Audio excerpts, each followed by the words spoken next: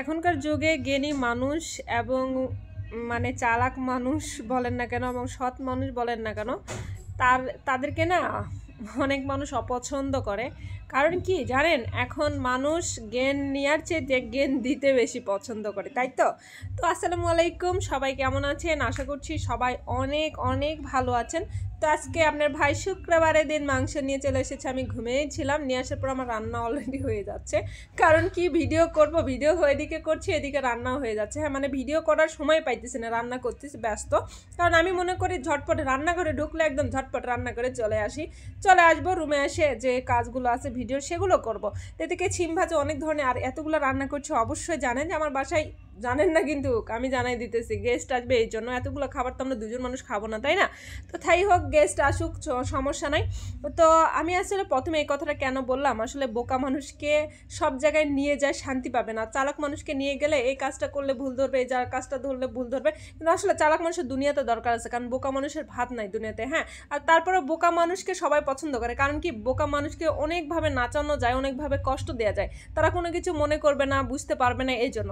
আর সবার কাছে ভালো হয়ে থাকতে গেলে অবশ্যই আপনাকে বোকা সাজে থাকতে হবে। যদি বোকা নাও হন তাও সাজে থাকবেন, মুখ বন্ধ করে থাকবেন, দেখবেন আপনাকে সবাই ভালোবাসবে। যে না, ওকে জ্বালানো যায়, ওকে যেভাবে হোক সেভাবে বোঝানো যায়, তখন দেখবেন যে বোকা মানুষকে খুব পছন্দ করে সবাই। এই জন্য দুনিয়াতে চালাক হতে যাবেন না, যদিও চালাক হন তাহলে বোকা সাজে বসে থাকবেন, ঠিক আছে?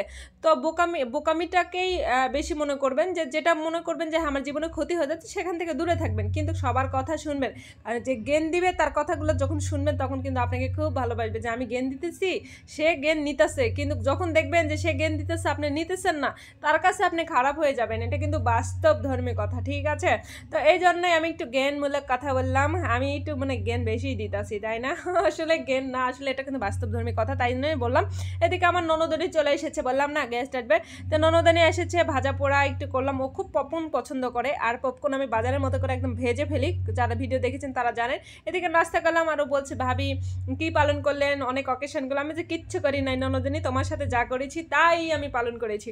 তোমার ভাইয়ের সাথে আমি কোনো কিছুই পালন করি না, চকলেট ডে, এই ডে, সেই ডে, ওই ডে, এলা আমার জীবনে হয় না। কেন এটা বিয়ের আগেই হয়, বিয়ের পরে কোনো দিন হয় না। তো বলছি, ও হাসি হাসি কুটি কুটি হয়ে যাচ্ছে, ঠিক আছে? তো এইদিকে ও আবার বলছে ভাবি আমাকে পপকর্ন দিয়ে নিয়ে যাব। ঠিক আছে ননদিনী, তুমি খাবা, আবার নিয়েও যাওয়াতে নাও, সমস্যা নেই। আসলে এটা মজা করলাম, কারণ পপকর্ন তার জন্য ভেজেছিলাম, কারণ আমার বাসায় কেউই পপকর্ন এভাবে খায় না, তাই না? এই জন্য ওকে বেঁধে দিয়ে দিলাম পপকর্ন, একদম নিয়ে যেয়ে খেয়েও। কিন্তু ওর সাথে কিন্তু আরও গেস্ট আসছে। হ্যাঁ, আর একটা নতুন আমার ননদিনী এসেছে, কিন্তু তাকে দেখানো যাবে না, কারণ সে পোস্ট নিয়ে আসে নাই, ঠিক আছে? মজা করলাম। তো আজকে ভিডিওটা কেমন হয়েছে সবাই একটু বলবেন। জ্ঞান অনেক দিলাম মনে হয়, ঠিক আছে? আমি নিজে বোকার সাথে থাকতে চাই, কিন্তু পারি না রে ভাই। আসলে যার যেটা স্বভাব সেটা কি কখনো যাবে বলেন? কখনোই যাবে না।